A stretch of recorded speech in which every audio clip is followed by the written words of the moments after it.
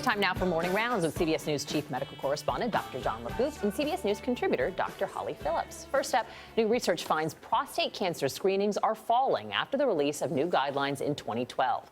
The research also shows incidence and diagnoses of the disease are also on the decline. So what did this study look at? Sure. Well, Vanita, in 2012, the U.S. Preventative Services Task Force said that prostate cancer screening using the blood test PSA should be reserved for only high-risk situations. It should no longer be done routinely. And what was interesting about this is that they had said something similar in 2008 for people over 75, and in 2012 they broadened it out for everyone.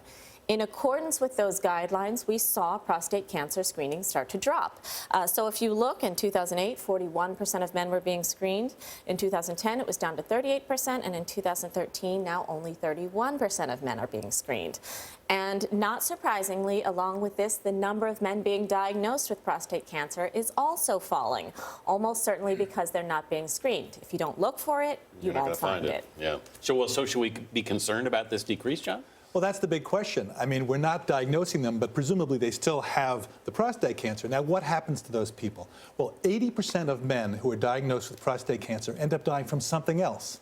So for those people, for many of them in that group, they're not going to know about it. It's no big deal in terms of their lives. They're not going to get an unnecessary procedure that could have a risk of erectile dysfunction, urinary problems, things like that. What about the other people?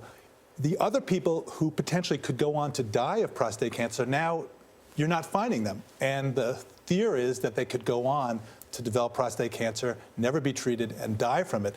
Here's the problem. It takes, on average, at least 10 years for prostate cancer to be born, to develop, and then to eventually kill somebody. So it's going to be years before we know how this all shakes out. Okay, so then how do we know who should be getting them and who should not be getting them? Right. Well, in my view, two groups of people should be screened. Those who are at high risk. There are a number of risk factors. Some of the most important are if you have a family history of the disease or if you're African American. African American men are at a much higher risk. The other group of people who should be screened is essentially anyone who wants to. Yep. The most meaningful use of these guidelines is really to just open up a discussion between you and your doctor.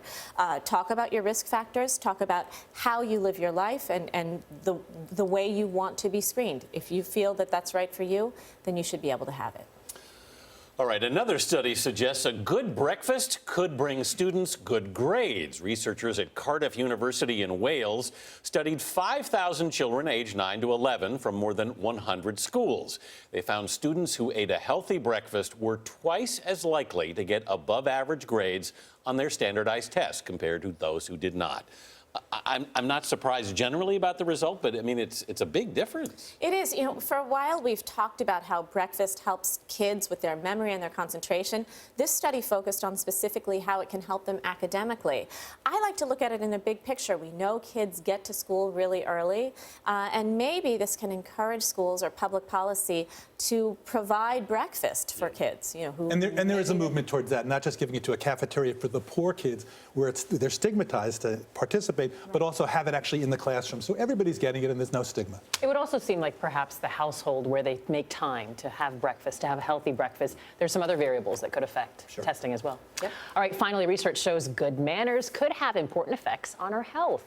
In fact, there is some evidence that displays of kindness could provide some relief for people suffering from chronic pain. With that in mind, John sat down with author and screenwriter Delia Ephron. Her movie credits include You've Got Mail.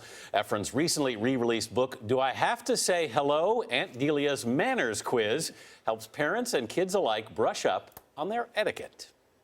Why did you write the book?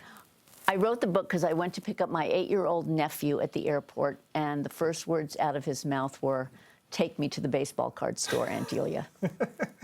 Clearly, he needed help. He needed me to guide him. So on the way home in the car, I invented the manners quiz. And I would say, okay, like it's the holidays and you've come to see your Aunt Delia and she opens the door. Do you scream, "No kisses, I hate kisses"? Do you say, "What smells"? Or do you say, "Hi, Aunt Delia, I'm happy to see you"? And he never, ever picked the right answer, ever. I mean, he just loved to be rude. Right. But he knew what the right answer was. So it's a sneaky book I wrote. It's sneaky. Why is it sneaky?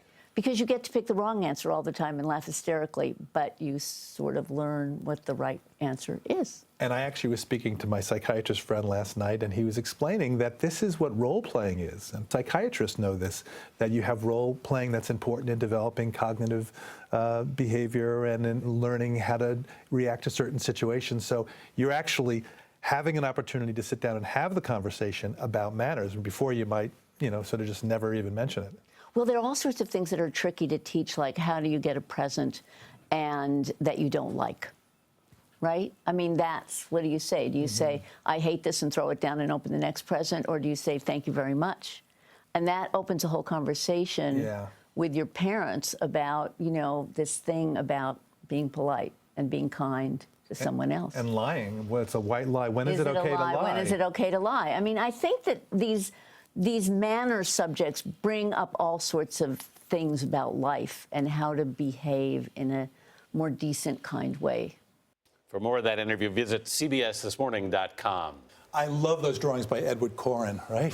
You got a little bit of a taste of the book, but Delia covers manners in all sorts of situations. At school, in the car, in the restaurants, at the soccer field, you name it. And she's got a terrific sense of humor. She's been a friend of mine for a number of years. And I'm not surprised she's using humor here rather than pointing your finger and saying, well, it's so funny because I still remember getting those lessons about, the urge to throw down the present you don't like. I still remember that from being a kid. She could do a version 2 for adults. I think that would work as well. And I think that sort of speaks to good manners aren't all about social graces now. I mean, if you sort of think about today's day and age, it goes back to how we treat each other, right? How we respect each other, and I think it can even have broader implications. Well, I think a lot of parents have, those conversations are tough, and so any guidelines and help is always useful. And what's more important than figuring out how we treat each other as human beings? And I love your point, Vanita, that maybe the parents are going to pick it up as they're doing something. Maybe I'm doing things a little wrong. Yeah. All right, Dr. John LaPook, Dr. Holly Phillips, thank you both very much.